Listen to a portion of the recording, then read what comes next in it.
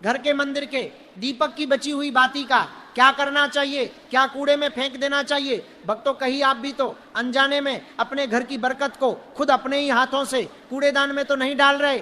जरा सोचिए, जिस दीपक को आप भगवान के सामने जलाते हैं, जिससे आप अपने घर का अंधेरा दूर करते हैं, पूजा खत्म होने के बाद उसी दीपक की बची हुई बाती, जिसे जलेरी भी कहा जाता है, उसका आप क्या करते हैं? अगर आप उसे उठाकर कचरे के डिब्बे में फेंक देते हैं तो सावधान हो जाइए, क्योंकि शास्त्रों के अनुसार ये एक बहुत बड़ी गलती हो सकती है जो धीरे धीरे आपके घर की सुख शांति और धन को जलाकर राख कर सकती है। आज की इस वीडियो में हम आपको बताएंगे कि आखिर उस पवित्र जली हुई बाती का क्या रहस्य है और उसका सही इस्तेमाल करके कैसे आप अपनी किस्मत बदल सकते हैं। और वीडियो के बीच में एक ऐसा गुप्त प्रयोग बताएंगे जो आपके दुश्मनों का मुंह हमेशा के लिए बंद कर सकता है। इसलिए एक भी सेकंड छोड़े बिना इस वीडियो को अंत तक ध्यान से देखिए और सुनिए। मित्रों, हमारे हिंदू धर्म में दीपक को केवल रोशनी का साधन नहीं माना जाता, बल्कि इसे साक्षात अग्निदेव का स्वरूप माना जाता है। दीपक परब्रह्म का प्रतीक है। जब हम पूजा करते हैं तो हम उस दीपक में तेल या घी डालते हैं, जो हमारे समर्पण और भक्ति का प्रतीक होता है, और उसमें जो रुई की बाती होती है वह हमारी आत्मा का प्रतिनिधित्व करती है। जब वो बाती जलती है तो इसका अर्थ है कि हम अपने अहंकार को जलाकर ईश्वर के प्रकाश में विलीन हो रहे हैं। अब जरा विचार कीजिए, जिस बाती ने घंटों तक भगवान की मूर्ति के सामने जलकर उनकी आरती उतारी हो, जिस बाती ने मंत्रों की शक्ति को अपने अंदर सोखा हो, और जिस बाती में साक्षात अग्निदेव का वास रहा हो, क्या वह पूजा खत्म होते ही कूड़ा बन सकती है? नहीं, बिल्कुल नहीं। वह अब सामान्य रुई नहीं रही, वह अब एक सिद्ध वस्तु बन चुकी है, जिसे हम प्रसाद का रूप भी मान सकते हैं। लेकिन अज्ञानता के कारण हमें पता ही नहीं होता कि इस शक्ति का सम्मान कैसे करना है, और हम उसे घर की गंदगी के साथ बाहर फेंक देते हैं। ये सीधे तौर पर उस सकारात्मक ऊर्जा का अपमान है जो आपने पूजा के दौरान अर्जित की थी। हमारे बुजुर्ग और पुराने संत महात्मा हमेशा ये कहते आए हैं कि पूजा का फल तभी मिलता है जब उसका समापन सही तरीके से हो। मान लीजिए आपने बहुत स्वादिष्ट भोजन बनाया, लेकिन अंत में उसे परोसते समय जमीन पर गिरा दिया, तो क्या उस भोजन का कोई महत्व रह जाएगा? ठीक इसी प्रकार आपने बहुत श्रद्धा से पूजा की, दीपक जलाया, आरती की, लेकिन अंत में उस दीपक की पवित्र राख या बची हुई बाती को गंदी जगह पर फेंक दिया, तो समझ लीजिए कि आपने अपनी ही पूजा के प्रभाव को खंडित कर दिया। अब सवाल ये उठता है कि आखिर उस बाती का करें क्या? क्या उसे जमा करके रखें या उसे कहीं विसर्जित कर दें? इसके लिए हमारे तंत्र शास्त्र और ज्योतिष में बहुत ही अद्भुत और चमत्कारी उपाय बताए गए हैं, जो आपके जीवन की बड़ी से बड़ी समस्याओं को चुटकियों में हल कर सकते हैं। सबसे पहले ये समझिए कि दीपक की बची हुई बाती में एक विशेष प्रकार का चुंबकत्व आ जाता है। ये वह शक्ति है जो नकारात्मक शक्तियों को काटती है। आपने देखा होगा कि छोटे बच्चों को बुरी नजर से बचाने के लिए घर की महिलाएं अक्सर काजल लगाती हैं, लेकिन क्या आप जानते हैं कि बाजार से मिलने वाले काजल और घर के मंदिर के दीपक की बची हुई बाती से बने काजल में, जानते हैं कि बची हुई बाती से बने काजल में जमीन आसमान का अंतर होता है। जी हाँ, अगर आपके घर में कोई बच्चा है जो बार बार बीमार पड़ता है, या जिसे बहुत जल्दी नजर लग जाती है, दूध पीना छोड़ देता है, या रात को डरकर रोने लगता है, तो आपको उस बची हुई बाती का प्रयोग करना चाहिए। इसका तरीका बहुत ही ध्यान से सुनिए। जो बाती पूरी तरह जल चुकी हो और केवल उसकी काली राख बची हो, या फिर वह बाती जो आधी जली हो और उसमें कालापन आ गया हो, उसे आप बड़े ही सम्मान के साथ दीपक से बाहर निकाल लें। ध्यान रहे कि उसे निकालते समय आपके हाथ शुद्ध होने चाहिए। अब उस जली हुई बाती को आप एक छोटी सी चांदी या तांबे की डिब्बी में इकट्ठा करते रहें। जब थोड़ी ज्यादा मात्रा में बाती जमा हो जाए तो उसमें थोड़ा सा शुद्ध देसी घी मिला लें। ये मिश्रण अब एक साधारण काजल नहीं रहा, ये एक रक्षा कवच बन चुका है। इस काजल का टीका अगर आप अपने बच्चे के कान के पीछे या पैर के तलवे में लगाते हैं तो दुनिया की कोई भी बुरी नजर, कोई भी नकारात्मक हवा आपके बच्चे को छू भी नहीं सकती। यह काजल उस दीपक की पवित्रता से बना है जो भगवान के सामने जला था, इसलिए इसमें ईश्वर का आशीर्वाद समाया होता है। ये उपाय केवल बच्चों के लिए ही नहीं बल्कि बड़ों के लिए भी उतना ही कारगर है। अगर आपको लगता है कि आपके घर में किसी ने कुछ कर दिया है या आप जब भी घर से बाहर निकलते हैं तो आपके काम बनते बनते बिगड़ जाते हैं, तो घर से निकलने से पहले इसी काजल का एक बहुत छोटा सा टीका जो किसी को दिखाई ना दे अपने कान के पीछे लगा लीजिए।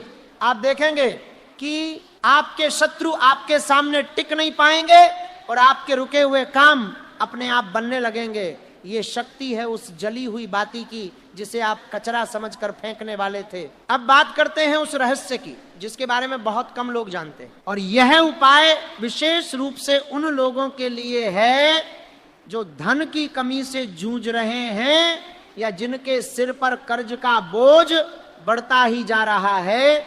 माता लक्ष्मी के सामने जलाए गए दीपक की बची हुई बाती साक्षात धन को आकर्षित करने वाली चुंबक बन सकती है, लेकिन इसके लिए आपको एक विशेष प्रक्रिया का पालन करना होगा। शुक्रवार के दिन जो कि माता लक्ष्मी का दिन माना जाता है, आप जब शाम को पूजा करें और दीपक जलाएं तो कोशिश करें कि आप कमल गट्टे की माला से या स्फटिक की माला से माता लक्ष्मी के मंत्र का जाप करें।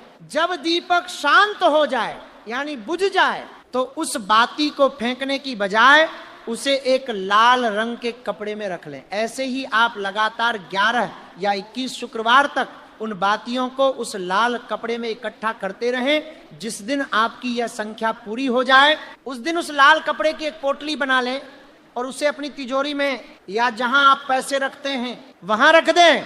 आप विश्वास नहीं करेंगे, लेकिन ये एक टोटका इतना शक्तिशाली है कि ये आपके घर में धन के प्रवाह को खोल देता है।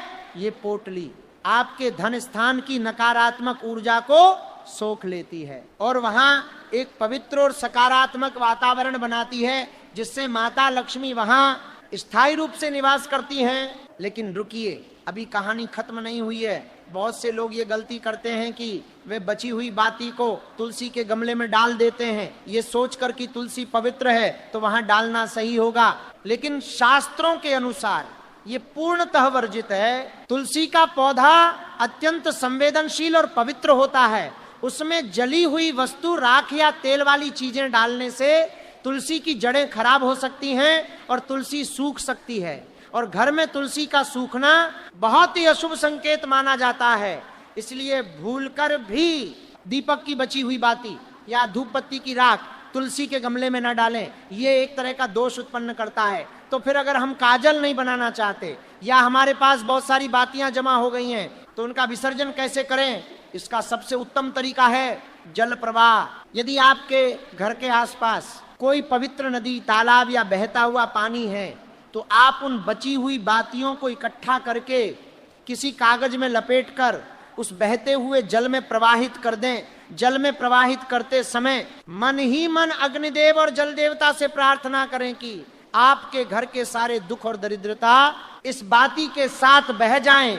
ये सबसे सात्विक और सुरक्षित तरीका है। परंतु आज के समय में शहरों में बहता हुआ पानी मिलना मुश्किल है, तो ऐसे में आप क्या करें? क्या फिर से कूड़े में फेंक दें? नहीं, आप अपने घर के किसी कच्चे स्थान पर या किसी पार्क में जहां लोगों के पैर न पड़ते हों वहां एक छोटा सा गड्ढा खोदें और उन बातियों को वहां दबा दें। ये धरती माता की गोद में जाने जैसा है। इससे उस पवित्र वस्तु का अपमान भी नहीं होगा और वह खाद बनकर वापस प्रकृति में मिल जाएगी। इसका भी एक समाधान है, लेकिन ध्यान रहे ये स्थान गंदा नहीं होना चाहिए। नाली के पास या कूड़ेदान के पास ये गड्ढा न खोदें। ये किसी पेड़ के नीचे हो सकता है, लेकिन वह पेड़ कांटेदार नहीं होना चाहिए। बबूल या कैक्टस के नीचे इसे न दबाएं, पीपल या, क्योंकि इन वृक्षों में देवताओं का वास होता है। अब आता है वह गुप्त रहस्य जिसका वादा हमने वीडियो की शुरुआत में किया था,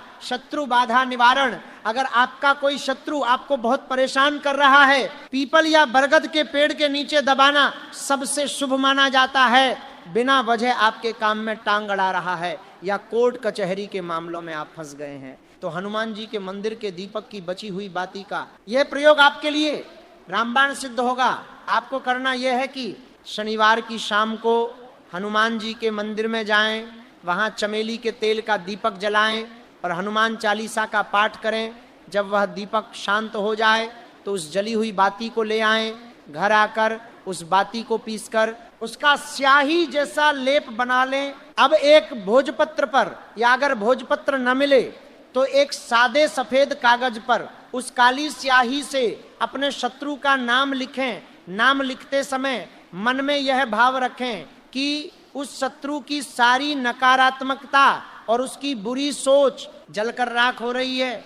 अब उस कागज को मोड़कर उसके ऊपर थोड़ा सा सिंदूर लगा दें और उसे किसी भारी पत्थर के नीचे दबा दें, या फिर किसी सुनसान जगह पर जाकर जमीन में गाड़ दें। यह एक तांत्रिक क्रिया जैसा प्रभाव डालता है, लेकिन यह पूर्णतः सात्विक है, क्योंकि इसमें आप किसी का बुरा नहीं कर रहे बल्कि अपनी रक्षा कर रहे हैं। ऐसा करने से आप देखेंगे कि कुछ ही दिनों में आपके शत्रु का व्यवहार आपके प्रति बदलने लगेगा, या वह खुद ब खुद आपके रास्ते से हट जाएगा। उसका ध्यान आपकी तरफ से हटकर अपनी ही समस्याओं में उलझ जाएगा।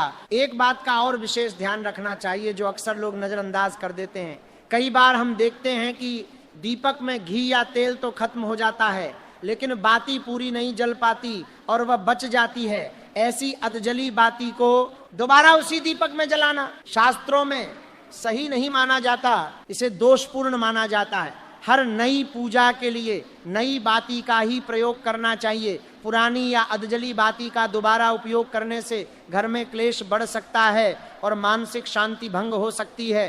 हाँ, अगर आप अखंड ज्योति जला रहे हैं तो बात अलग है, उसमें हम उसी ज्योति को कायम रखते हैं। लेकिन सामान्य दैनिक पूजा में हर बार नई और स्वच्छ रुई की बाती का ही प्रयोग करें। पुरानी बाती को आदर पूर्वक हटा दें और ऊपर बताए गए तरीकों से उसका निस्तारण करें। दीपक की बाती का संबंध हमारे पूर्वजों से भी माना जाता है। पितृपक्ष के दौरान या अमावस्या के दिन जब हम अपने पितरों के लिए दीपक जलाते हैं तो वह दक्षिण दिशा की ओर मुख करके जलाया जाता है। उस दीपक की बची हुई बाती को तो भूलकर भी घर में नहीं रखना चाहिए, क्योंकि वह पितरों के निमित्त थी, उसका कार्य पूर्ण हो चुका है। ऐसी बाती को तो उसी दिन या अगले दिन सुबह पीपल के पेड़ के नीचे रख देना चाहिए। इससे पितरों की आत्मा को शांति मिलती है और उनका आशीर्वाद परिवार पर बना रहता है। अगर आप उस बाती को घर में ही इधर उधर पड़ा रहने देते हैं तो ये पितृदोष का कारण बन सकता है, जिससे घर में बीमारी और धन की हानि हो सकती है। मित्रों, हमारी संस्कृति में हर छोटी से छोटी चीज का गहरा अर्थ है। यह अंधी आस्था नहीं है, बल्कि यह ऊर्जा का विज्ञान है, जिसे हमारे ऋषियों ने हजारों साल पहले समझ लिया था। दीपक की लौ जब ऊपर की ओर उठती है तो वह हमें यह संदेश देती है कि चाहे परिस्थितियां कैसी भी हों, हमें हमेशा ऊपर उठना है। और वह बाती जो जलकर खुद को मिटा देती है वह हमें त्याग और बलिदान सिखाती है। इसलिए उस त्यागी हुई बाती का सम्मान करना हमारा कर्तव्य है। जब आप इन छोटे छोटे नियमों का पालन करना शुरू करते हैं तो आप देखते हैं कि आपके घर का वातावरण बदलने लगा है। जिस घर में पूजा की सामग्री का अपमान होता है वहां कभी भी बरकत नहीं टिकती, और जहां हर कण का सम्मान होता है वहां देवताओं का वास होता है। एक और अद्भुत प्रयोग है जो आप इस बाती से कर सकते हैं। अगर आपको रात में बुरे सपने आते हैं या आपको लगता है कि आपके घर में किसी अदृश्य शक्ति का साया है, तो आप उस सूखी हुई जली बाती को ले लें और उसमें थोड़ी सी गुग्गुल या लोबान मिला लें। शाम के समय घर के मुख्य द्वार पर या घर के आंगन में उपले की आग पर इसे डालकर इसका धुआं पूरे घर में फैलाएं। ये धुआं इतना पवित्र और शक्तिशाली होता है कि ये घर के कोने कोने से नकारात्मक ऊर्जा को बाहर निकाल फेंकता है। ये एक तरह का शुद्धिकरण है जो घर के वास्तु दोषों को भी शांत करता है। ये प्रयोग आप हफ्ते में एक बार, खास तौर पर मंगलवार या रविवार को कर सकते हैं। तो दोस्तों, आज आपने जाना कि कैसे आपके घर के मंदिर के दीपक की एक छोटी सी बची हुई बाती, जिसे आप शायद अब तक बेकार समझ रहे थे, वह कितनी कीमती और शक्तिशाली है। ये केवल कचरा नहीं है, ये ऊर्जा का पुंज है। ये आशीर्वाद का शेष भाग है। अगली बार जब आप पूजा करें और दीपक बुझ जाए तो उस बाती को उठाने से पहले एक बार नमन करें और फिर उसका सही उपयोग या विसर्जन करें। आप देखेंगे कि आपके जीवन में कैसे सकारात्मक बदलाव आने शुरू हो जाते हैं। धर्म का पालन केवल मलाई खाने में नहीं बल्कि सही आचरण में है। और सही आचरण यही है कि हम देव शक्तियों के संपर्क में आई हर वस्तु की गरिमा को बनाए रखें। हमें पूरी उम्मीद है कि ये जानकारी आपकी आंखें खोलने वाली साबित होगी। इन नियमों को अपने जीवन में अपनाएं और फिर देखें चमत्कार। याद रखिए, ईश्वर भाव के भूखे हैं और आपका ये छोटा सा सम्मान का भाव उन्हें प्रसन्न कर सकता है। कभी कभी बड़ी बड़ी पूजा पाठ से वह फल नहीं मिलता जो एक छोटी सी सावधानी और सम्मान से मिल जाता है। अपने घर के मंदिर को केवल सजावट का स्थान न माने, उसे ऊर्जा का केंद्र माने और उस केंद्र से निकली हर चीज को प्रसाद समझें। अगर आपको यह जानकारी महत्वपूर्ण लगी हो और आप चाहते हैं कि आपके मित्र और संबंधी भी इस पाप से बचें और पुण्य के भागी बने, तो इस गूढ़ रहस्य को अपने तक सीमित न रखें। ज्ञान बांटने से बढ़ता है, इसलिए इस चर्चा